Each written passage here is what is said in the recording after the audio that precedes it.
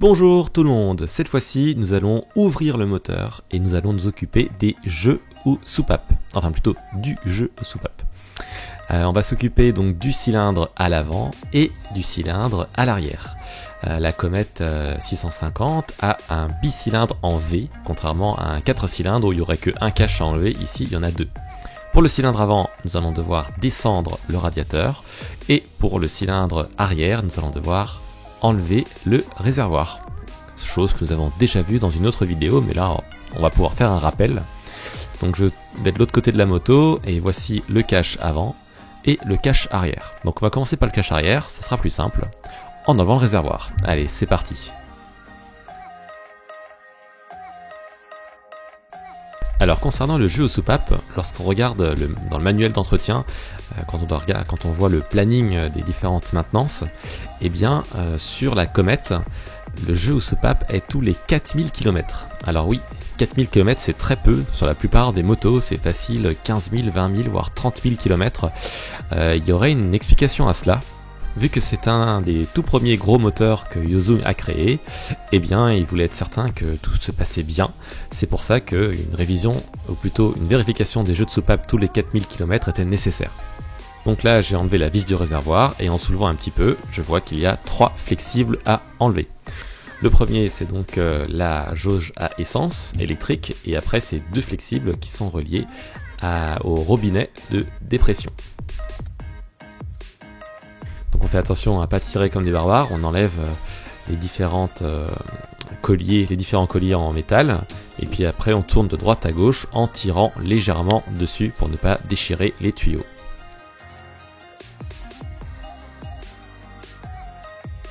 Donc ça y est, le connecteur électrique et les 2 tuyaux ont été déconnectés. Là maintenant je retire le tuyau de trop plein qui descend jusqu'au niveau de l'amortisseur. Donc je tire tout simplement dessus pour l'enlever, pour le mettre sur le côté du cadre. Et puis après j'ai plus qu'à retirer le réservoir avec des coups à droite à gauche vers l'arrière de la moto. Et voilà la tête du cylindre que nous allons pouvoir divisser avec 4 vis. Donc il y en a 2 à gauche et 2 à droite. Il y en a une qui est un peu plus compliquée d'accès que les autres, mais on va voir comment faire. Puis tant qu'on est là, vous voyez que j'ai mon filtre à essence qui est d'origine, qui a 12 ans. Donc là maintenant je vais en remplacer un, puisque c'est pas très compliqué à faire, il n'y a qu'à enlever le tuyau de droite et le tuyau de gauche. Alors faut faire bien attention, il y a un sens, il y a une flèche à respecter pour que le flux d'essence soit dans le bon sens et que le filtre ne soit pas monté à l'envers.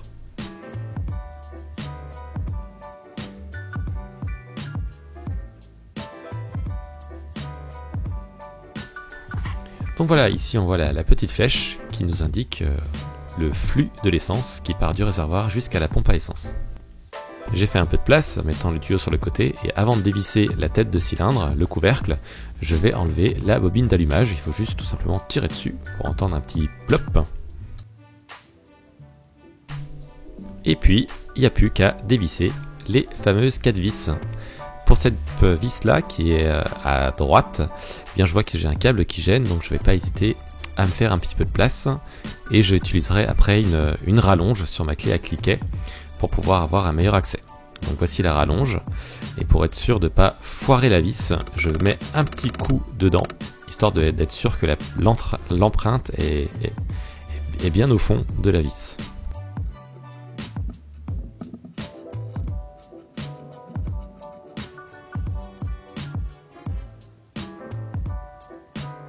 Une fois qu'elle est dévissée, c'est un peu compliqué d'accès, donc je prends tout simplement un aimant flexible qui me permet de la récupérer très facilement. Un aimant comme ça coûte vraiment pas cher et ça peut vous sauver de quelques petites situations de ce genre. Et puis je continue à dévisser, si possible en étoile, c'est-à-dire que je ne dévisse pas tout d'un coup, histoire de ne pas déformer le joint. Voilà, donc maintenant j'utilise un petit maillet en caoutchouc pour ne pas abîmer le métal tout simplement. Vu que ça n'a pas bougé depuis que j'ai cette moto, je pense que le jeu de soupape n'a jamais été fait. Alors voilà, ça met un petit peu de temps à sortir, mais avec 2-3 petits coups, il y a aucun problème.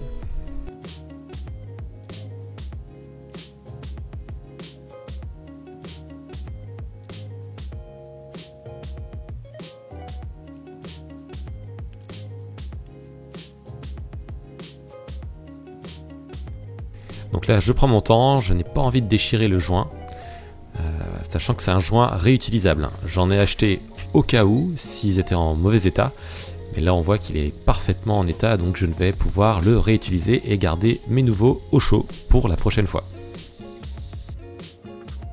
On fait donc bien attention en enlevant le joint à ne rien déchirer ni déformer.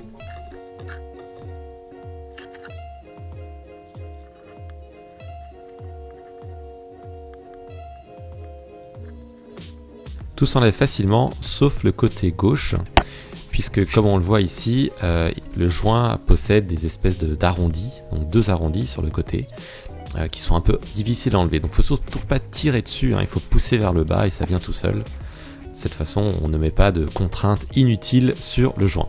Et après, il n'y a plus qu'à récupérer tout ça. Voilà. Et je vais bien faire attention de le mettre dans un endroit qui est propre, notamment une bassine en plastique ou un tupperware. Ça y est, on y est, au cœur de la bête. Alors vous voyez que ici en bas, c'est les soupapes d'échappement et au-dessus, ce sont les soupapes d'admission. Donc il y en a 2 d'admission et 2 d'échappement. Et chaque soupape a des jeux à respecter. Avant de pouvoir prendre les mesures, nous allons devoir caler le moteur sur son point haut.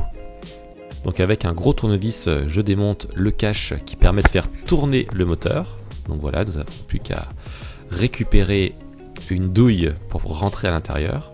Et ensuite, je démonte l'écrou qui est tout simplement la trappe de visite. Et cette trappe de visite va nous donner des repères pour caler notre moteur au mieux. Donc nous allons avoir 2 repères, un repère F pour le front cylinder, donc pour le cylindre avant. Ici vous voyez les jeux à respecter, mais on y reviendra plus tard. Et ensuite nous avons une marque R pour le cylindre arrière, comme indiqué ici. Et donc je vais tourner le moteur dans le sens inverse des aiguilles d'une montre. Et en regardant par la trappe de visite, je vais aller me caler directement sur le R. Donc là, on voit bien que je fais tourner le moteur.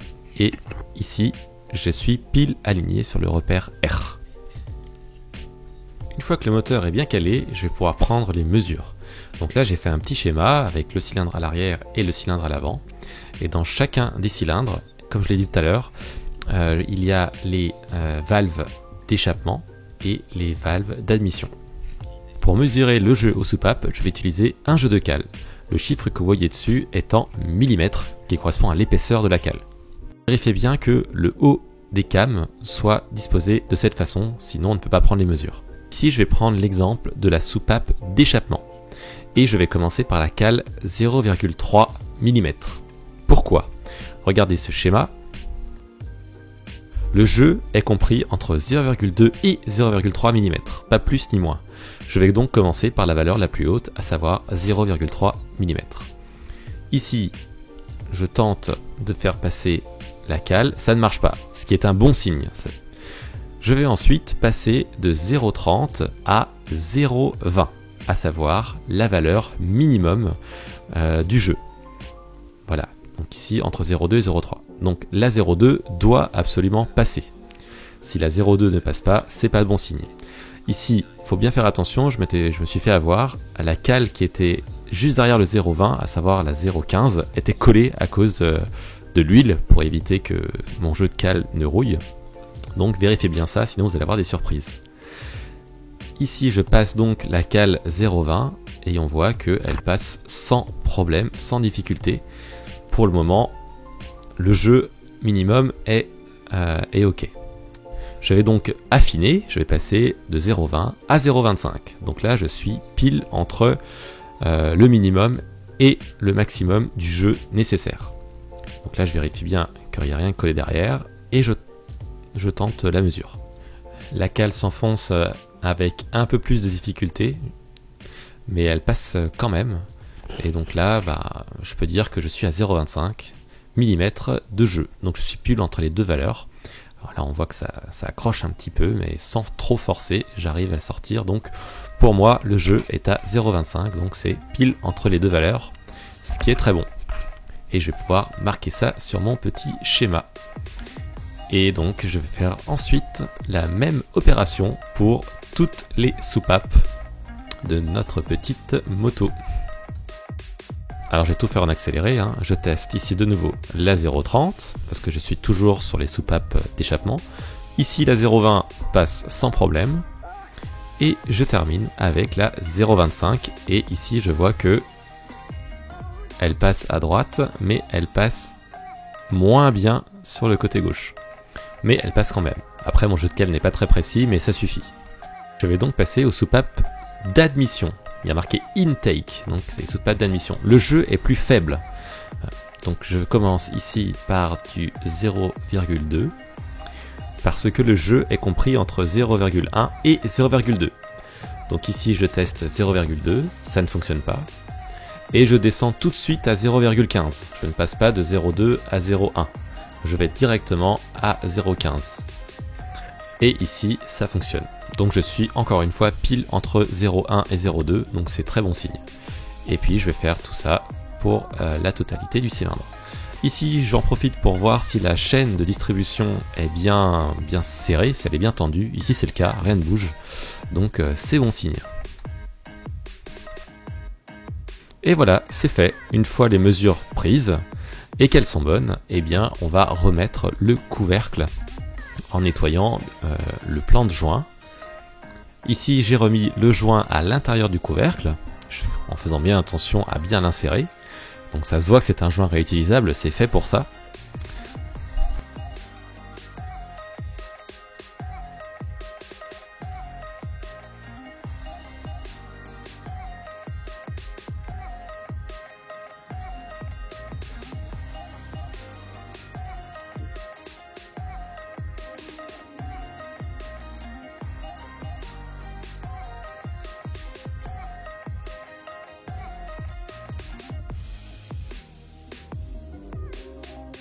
Donc on remet les vis, mais on ne se rend pas trop fort pour être sûr d'être que le filetage est bien en prise et surtout pour aligner correctement le joint.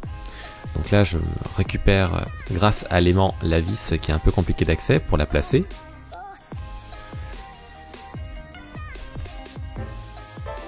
Je vais ensuite serrer entre guillemets à la main sans clé dynamotrique et en étoile pour que le joint ne soit pas déformé et qui s'écrase uniformément. Donc j'essaye de faire ça en étoile. Et dès que c'est fait au cliquet, je vais utiliser la clé dynamométrique pour serrer ces vis entre 12 et 16 Nm. Donc ce n'est pas grand chose, hein, on peut faire ça à la main, mais voilà, tant que j'ai une clé dynamométrique, eh ben, j'en profite. Et voilà, et j'essaie de le faire en étoile, encore une fois. Et là, toujours la même technique, j'utilise un petit marteau et je mets quelques coups pour que ma rallonge soit bien en prise, vu que je ne suis pas parfaitement aligné avec elle.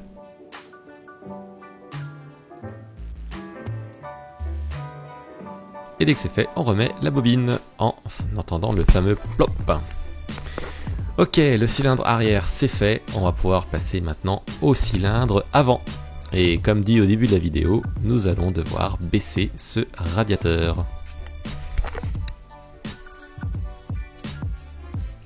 Et pour enlever ce radiateur, enfin pour le baisser, on va devoir enlever 3 vis. Deux vis en haut et ensuite une vis en bas.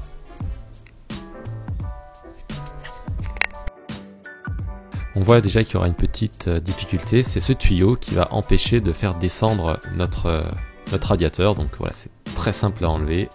Le petit collier à desserrer avec une pince et ensuite on tourne pour le faire descendre. Dès que ça c'est fait, je vais pouvoir dévisser les 3 vis pour descendre le radiateur.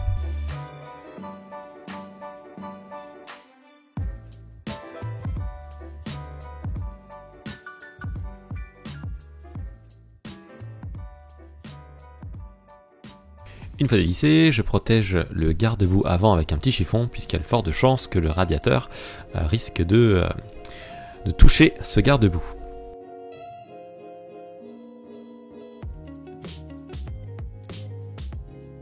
Donc je tente de descendre ce radiateur au maximum, mais malheureusement c'est le ventilateur qui bloque. Donc je vais devoir supprimer ce ventilateur, donc le dévisser. Alors c'est pas trop compliqué, il y a 3 vis, une en bas et 2 en haut. Donc rien de bien spécial, hein, c'est très simple. Et une fois que c'est dévissé, je le mets de côté et je vais utiliser un sando pour que ça ne tire pas sur les fils électriques si malheureusement ils tombent.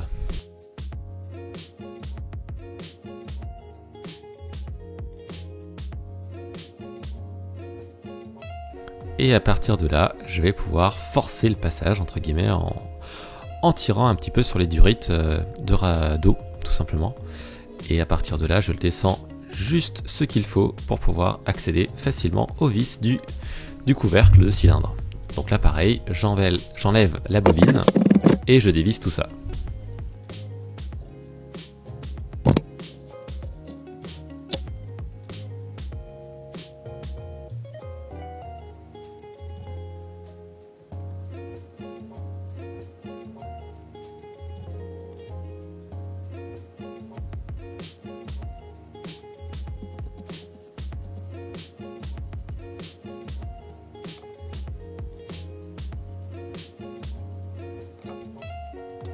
On n'hésite pas à mettre le petit coup de maillet qui permet de faciliter l'enlèvement de ce couvercle. Et là, je fais tourner le moteur jusqu'au repère F comme front. De cette manière, je sais que mon cylindre avant sera parfaitement calé pour prendre les mesures. Et là aussi, on fait attention que les cames soient bien orientées pour pouvoir passer mes différentes lames. Les différentes cales, pardon. Donc les jeux sont les mêmes que sur le cylindre arrière. Hein. Pour les soupapes d'admission, là où il y a marqué IN comme intake, c'est entre 0,1 et 0,2 mm. Et pour les soupapes d'échappement, comme celle-ci en bas, là où il y a marqué EX comme exhaust, comme échappement, eh bien on est entre 0,2 et 0,3 mm. Vu que c'est des gaz, ils ont besoin de plus de place pour s'échapper. Alors voici les résultats. Donc pour l'admission, je suis à 0,15 et je suis entre 0,1 et 0,2, donc c'est bon. Et pour l'échappement, je suis à 0,25 entre 0,2 et 0,3. Donc tout est impeccable. Et heureusement, puisque si on devait modifier le jeu de soupape, c'est-à-dire que si les valeurs étaient mauvaises, on aurait dû tout démonter, tout ce que vous voyez là, on aurait dû tout démonter pour remplacer les pastilles afin de rattraper le jeu. Mais ça, c'est une autre histoire et personnellement, je ne pense pas avoir les capacités pour le faire. Enfin, on ne sait jamais. En tout cas, je suis très content d'avoir de bonnes mesures, ce qui prouve que tout va bien et qu'on va pouvoir repartir pour quelques milliers de kilomètres.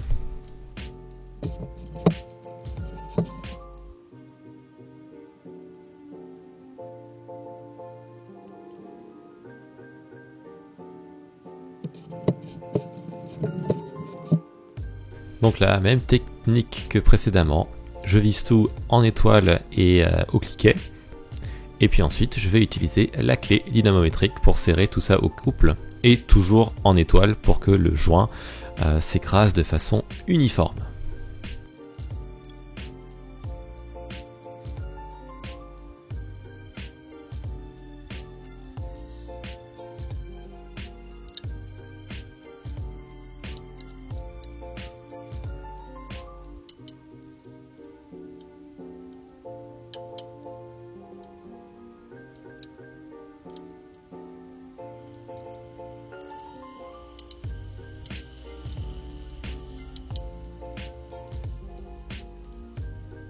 Et sans oublier bien entendu la bobine, sinon la bougie n'aurait pas d'électricité pour faire ses étincelles. Et un petit coup de nettoyage là où personne ne voit, c'est toujours agréable. Allez, on a presque fini, on va passer maintenant au remontage. Donc je remonte ici le radiateur, je remets mon ventilateur.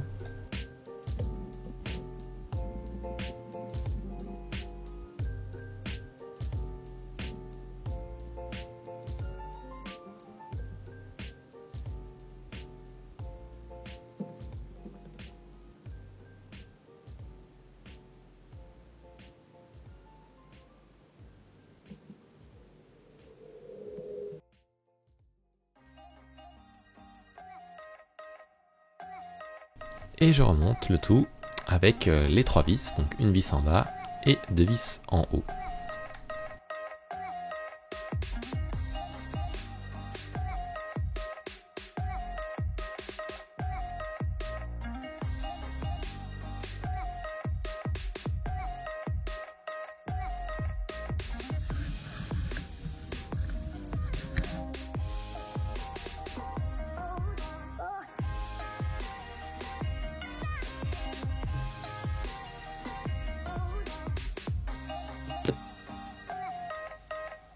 Je remets le tuyau du vase d'expansion, voilà, en remettant tout à la main et en utilisant la pince pour pouvoir ouvrir le collier et le refermer par la suite.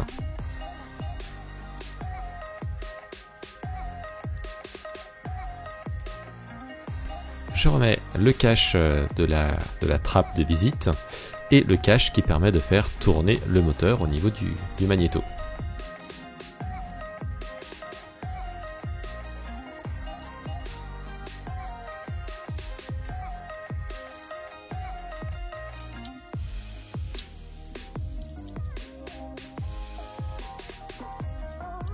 Donc pas besoin de serrer très fort, hein, on serre fermement mais sans forcer. Ensuite on va remettre le réservoir et là je représente les différents tuyaux et autres raccordements électriques qu'on va reconnecter. Donc je présente le réservoir, je fais bien attention à bien mettre le tuyau de trop plein d'essence au niveau de l'amortisseur.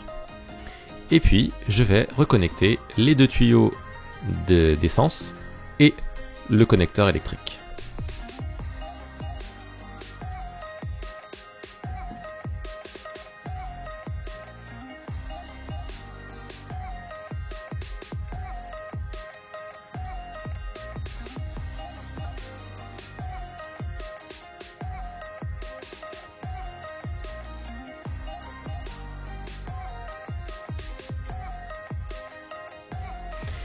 Et voilà, c'est terminé. Il n'y a plus qu'à visser ce dernier boulon, cette dernière vis. Et ça y est, la moto est révisée au niveau du jeu à soupape. Donc voilà, je suis vraiment très content. Et puis on espère pouvoir passer à la prochaine vidéo. Merci beaucoup d'avoir regardé, je vous souhaite une bonne soirée et puis à très bientôt. Ciao!